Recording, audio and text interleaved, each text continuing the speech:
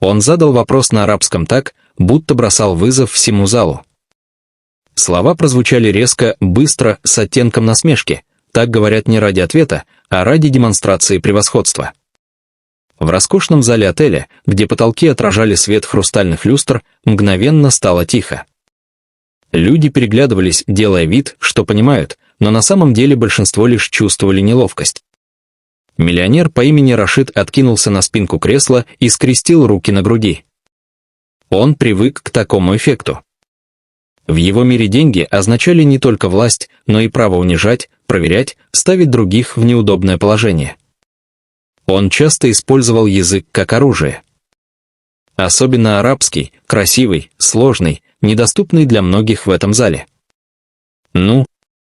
Протянул он с едва заметной усмешкой, переводя взгляд с одного гостя на другого.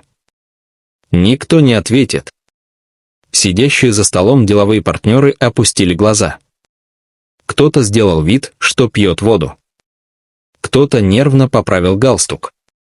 Атмосфера стала тяжелой, как перед грозой. В этот момент в дальнем конце зала тихо отодвинулся стул. Это был официант. Никто сначала не обратил внимания, обычный парень в строгой форме, сдержанный, незаметный. Он обслуживал столы, аккуратно расставлял приборы, будто был частью интерьера. Но сейчас он выпрямился и сделал несколько шагов вперед. Рашид заметил движение и слегка прищурился. «Ты что-то хочешь сказать?» — спросил он, уже готовый посмеяться. Парень кивнул.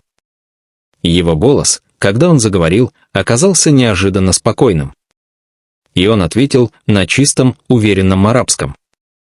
Не просто ответил, он разобрал вопрос, объяснил его смысл, добавил тонкую деталь, которую не уловил никто из присутствующих, и завершил фразой, в которой звучала не только грамотность, но и глубокое понимание. В зале снова стало тихо. Но теперь это была другая тишина. Рашид не сразу понял, что произошло. Его лицо на мгновение застыло. Он ожидал смеха, неловкости, попыток угадать. Но вместо этого получил ответ, точный, уверенный, без малейшего намека на страх. «Кто ты такой?» Наконец произнес он, уже без прежней уверенности. Парень слегка улыбнулся. «Человек, который понимает, о чем вы говорите», — ответил он. Некоторые гости начали переглядываться. Кто-то тихо усмехнулся. Атмосфера изменилась. Теперь уже Рашид оказался в центре внимания, но не в той роли, к которой привык. «Ты работаешь официантом», — холодно сказал он, пытаясь вернуть контроль. «Не слишком ли много для тебя?» Парень опустил взгляд, но не из страха, скорее, из уважения к ситуации. «Работа не определяет знания», — спокойно ответил он. «Как и деньги не всегда определяют мудрость». Эта фраза прозвучала мягко, но ударила сильнее любого обвинения. Кто-то из гостей тихо кашлянул, скрывая улыбку. Кто-то уже не скрывал интереса, наблюдая за происходящим. Рашид выпрямился. В его глазах мелькнуло раздражение. «Тогда ответь на еще один вопрос», — сказал он, снова переходя на арабский, но теперь медленнее, осторожнее. На этот раз вопрос был сложнее. Он касался старинной пословицы, которую редко использовали даже носители языка. Это был почти ловушечный вопрос, проверка на глубину знаний. Парень выслушал, не перебивая. И снова ответил. Но на этот раз он не просто дал перевод или объяснение. Он рассказал историю происхождения этой пословицы, объяснил, в каком контексте она используется, и добавил, что в современном языке ее смысл часто искажают. Теперь в зале уже никто не сомневался. Это был не случайный человек. Рашид замолчал. Он смотрел на официанта, словно пытался найти объяснение. В его мире все было просто: статус, деньги, связи. Но сейчас перед ним стоял человек, который не вписывался ни в одну из привычных категорий. «Где ты учился?» — спросил он, уже тише. Парень на мгновение задумался. «В разных местах», — ответил он уклончиво. «Иногда жизнь учит лучше университетов». Это прозвучало без пафоса. Просто факт. Рашид почувствовал, как внутри поднимается странное чувство, смесь раздражения и интереса. Он не любил, когда его ставили в такое положение. Но еще больше он не любил, когда не мог понять человека напротив. «Ты не похож на официанта», — сказал он. «А вы не похожи на человека, который задает вопросы ради ответов», — спокойно парировал парень. Несколько человек за столом не сдержали улыбки. Рашид резко повернул голову, но уже было поздно, момент был потерян. Впервые за долгое время он оказался не тем, кто управляет ситуацией. Он глубоко вдохнул, словно принимая новое положение.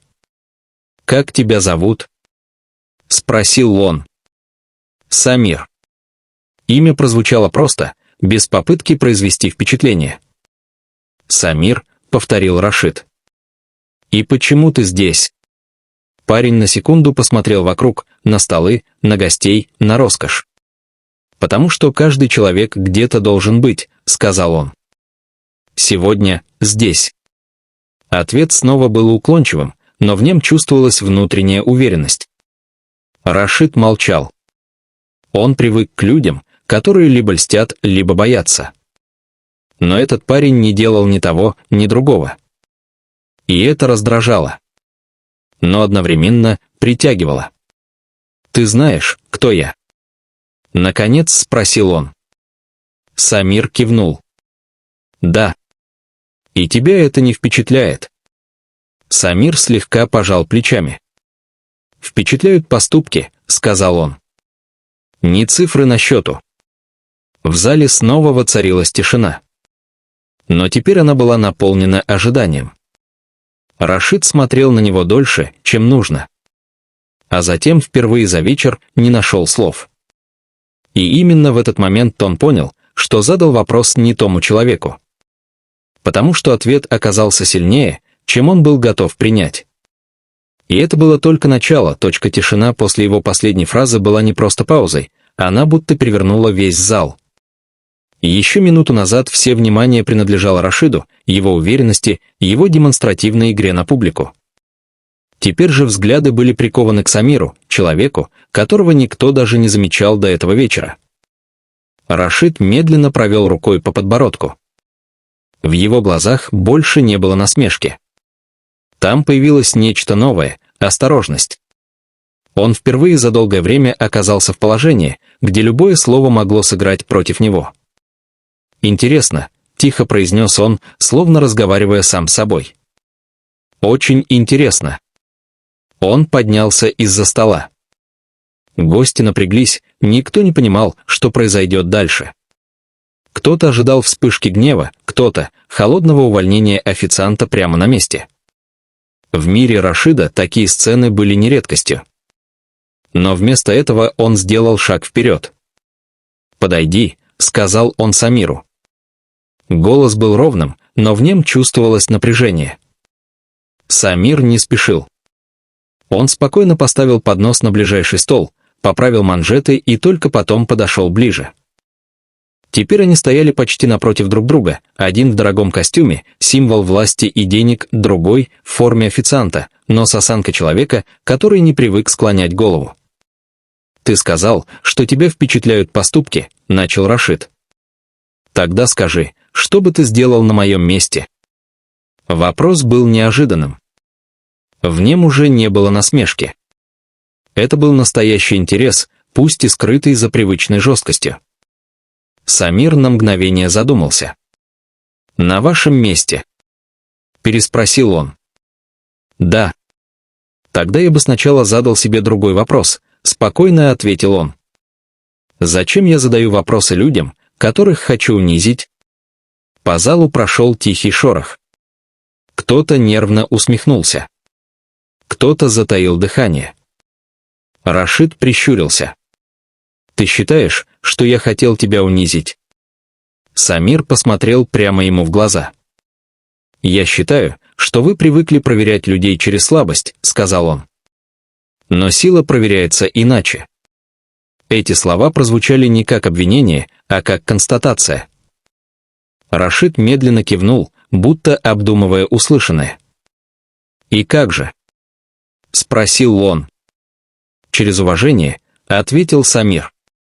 «Через способность слушать, даже если ответ тебе не нравится». На этот раз никто не засмеялся. Все чувствовали, что происходит нечто большее, чем просто словесная перепалка. Рашид вдруг усмехнулся. Но это была уже не та усмешка, что раньше, в ней не было высокомерия. «Ты говоришь так, будто сам не раз был на моем месте», — заметил он. Самир чуть склонил голову. «Возможно», — сказал он. «Возможно». Рашид поднял бровь. «Это не ответ». Самир сделал короткую паузу. «Хорошо», — произнес он. «Когда-то у меня было больше, чем у многих в этом зале». В воздухе будто что-то щелкнуло. Гости начали переглядываться. Некоторые уже пытались вспомнить, не видели ли они этого человека раньше в другом контексте. Рашид внимательно посмотрел на него. «Продолжай», — сказал он. Самир вздохнул, но в его голосе не было ни сожаления, ни горечи, только спокойствие. «Я вырос в семье, где знания ценили выше денег», — начал он. «Мой отец преподавал языки. Он говорил, что каждый язык — это не просто слово, а ключ к пониманию людей». Он на секунду замолчал, словно вспоминая. «Я учился быстро. Очень быстро. К 25 у меня уже был бизнес, международные контракты, поездки», он слегка усмехнулся. «И уверенность, что я понимаю, как устроен мир». Рашид слушал, не перебивая. «А потом?» — тихо спросил он. «А потом я стал похож на вас», — ответил Самир. Эта фраза прозвучала неожиданно мягко, но ударила точно. Я начал проверять людей. Играть. Ставить их в неловкие ситуации. Мне казалось, что это делает меня сильнее. В зале стало еще тише. «И что изменилось?» — спросил Рашид. Самир посмотрел в сторону, на отражение города в стекле. «Один человек», — сказал он. Он ответил мне так, как сегодня я ответил вам. Рашид чуть наклонился вперед. И я понял, что выгляжу не сильным, а пустым. Эти слова прозвучали просто, без попытки произвести эффект. Но именно в этой простоте была их сила. Рашид медленно выдохнул. «И ты все потерял?» — спросил он. Самир пожал плечами. «Не сразу. Но да. Когда начинаешь видеть людей как инструменты, рано или поздно остаешься один». Он перевел взгляд обратно на Рашида. «У меня было все. Но не было уважения. Настоящего». Гости уже не скрывали интереса. Некоторые даже забыли про свои телефоны, полностью погрузившись в разговор. «И теперь ты официант?» — спросил Рашид. «Сейчас да», — ответил Самир. «Это часть пути». «Путь к чему?» Самир слегка улыбнулся. «К тому, чтобы снова научиться видеть людей». Рашид долго молчал. В его голове, привыкшей к быстрым решениям, сейчас шла непривычная работа. Он словно впервые за долгое время столкнулся с чем-то, что нельзя купить, нельзя контролировать. «Ты думаешь, я такой же?» Наконец спросил он. Самир не ответил сразу. «Я думаю, что у вас есть выбор», — сказал он. «Как и у меня тогда». В этот момент один из гостей тихо поставил бокал на стол. Звук показался громким в общей тишине. Рашид оглядел зал. Все смотрели на него. Но впервые в его жизни это внимание не давало ему силы. Оно требовало ответа. Он снова посмотрел на Самира. «Если бы ты был на моем месте сейчас», — медленно произнес он, — «что бы ты сделал?»